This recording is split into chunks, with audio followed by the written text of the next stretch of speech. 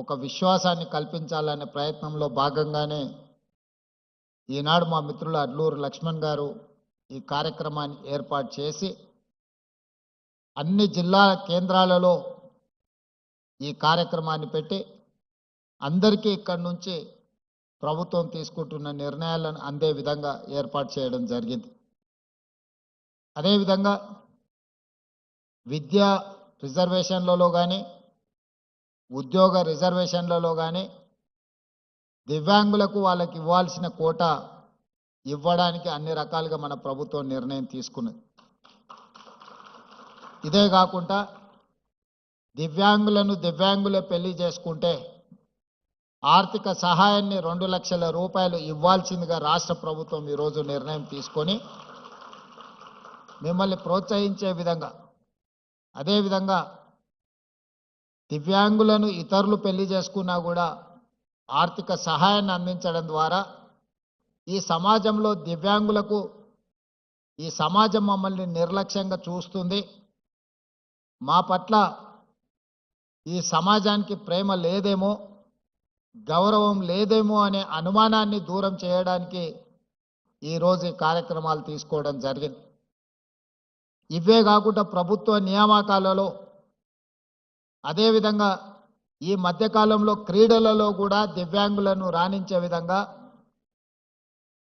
పారా ఒలింపిక్స్లో మెడల్ సాధించిన ఒక అమ్మాయికి గ్రూప్ 2 ఉద్యోగం ఇచ్చి దివ్యాంగులు కూడా క్రీడలలో రాణిస్తే ప్రభుత్వ ఉద్యోగం వస్తుంది అని చెప్పి ఈరోజు మన ప్రభుత్వం నిర్ణయం తీసుకొని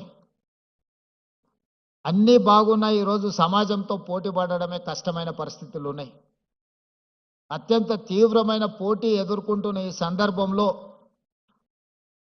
ఈ తీవ్ర పోటీ ఉన్న సమాజంలో దివ్యాంగులకు అవకాశాలు రావేమో అని బాధపడాల్సిన అవసరం లేకుండా అది విద్యలో కానీ ఉద్యోగాలలో కానీ క్రీడలలో కానీ దివ్యాంగులు ఏమాత్రం రాణించినా వాళ్ళని ప్రోత్సహించాలని చెప్పి ఈరోజు మా ప్రభుత్వం పనిచేస్తుంది.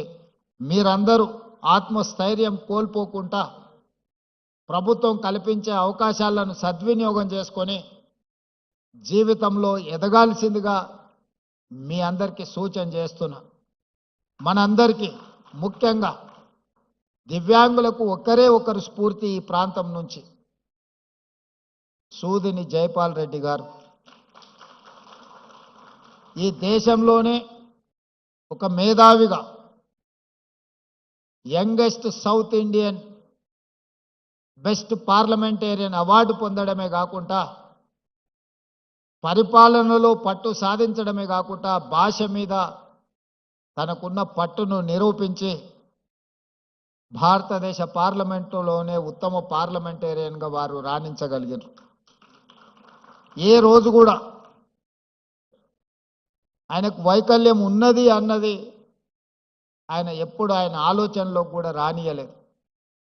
ఈరోజు తెలంగాణ ప్రాంతం నుంచి లేదా తెలుగు మాట్లాడే ప్రాంతాల నుంచి ఒక పివి నరసింహారావు గారు, ఒక నీలం సంజీవరెడ్డి గారితో సమానంగా జైపాల్ రెడ్డి గారు రాణించి సమాజంలో గౌరవం తీసుకొచ్చిండంటే ఈరోజు దివ్యాంగులు అందరూ కూడా జైపాల్ రెడ్డి గారి యొక్క సక్సెస్ను స్ఫూర్తిగా తీసుకోవాల్సిన అవసరం ఉన్నది. అదేవిధంగా ట్రాన్స్జెండర్స్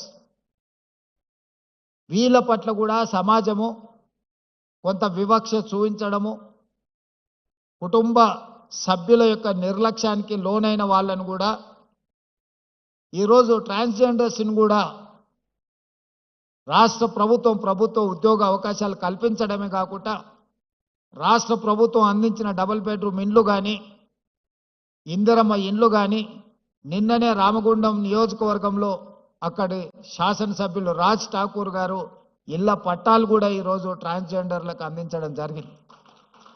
వివిధ శాఖల్లో వాళ్ళకు ఉద్యోగ ఉపాధి అవకాశాలు కల్పించి ఈరోజు వాళ్ళ అభ్యున్నతి కోసం కూడా నిన్నటి వరకు సమాజంలో వాళ్ళ పట్ల చూపించిన వివక్షను ఈరోజు హైదరాబాద్ పోలీస్ కమిషనరేట్ పరిధిలో కానీ మున్సిపల్ కమిషనరేట్ పరిధిలో కానీ వివిధ శాఖల్లో ఈరోజు ఉద్యోగ ఉపాధి అవకాశాలు వాళ్ళకు కల్పిస్తున్నాం. ఈ వేదిక మీద నుంచి నా సహచార మంత్రివర్గ సభ్యులకు నా విజ్ఞప్తి, రాబోయే మున్సిపల్ ఎన్నికల్లో ఎక్కడైతే కార్పొరేషన్స్ ఉన్నాయో ఆ కార్పొరేషన్లో కోఆప్షన్ కార్పొరేటర్స్గా మనము నామినేట్ చేసే అవకాశం ఉంది. అందులో ప్రతి కార్పొరేషన్లో ఒక ట్రాన్స్జెండర్కి కార్పొరేటర్గా నామినేట్ చేస్తే వాళ్ళ ప్రాతినిధ్యం కూడా చట్టసభలలో అవకాశం ఉంటుంది. భవిష్యత్తులో వాళ్ళ సమస్యల గురించి మనం మాట్లాడడం కాదు, వాళ్ళ సమస్యల గురించి వాళ్ళే మాట్లాడే ఒక హక్కు వాళ్ళకు వస్తుంది. తప్పకుండా రేపటి మున్సిపల్ కార్పొరేషన్ ఎన్నికల్లో ఎక్కడికక్కడ కార్పొరేషన్లో కనీసం ఒక్కరినన్నా ఈ థర్డ్ జెండర్ వాళ్ళను మనం కార్పొరేటర్లుగా నామినేట్ చేసి అక్కడికి పంపిస్తే, ఈరోజు మైనారిటీ కోటాలో మైనారిటీస్ని మనం కోఆప్షన్ తీసుకుంటున్నాం.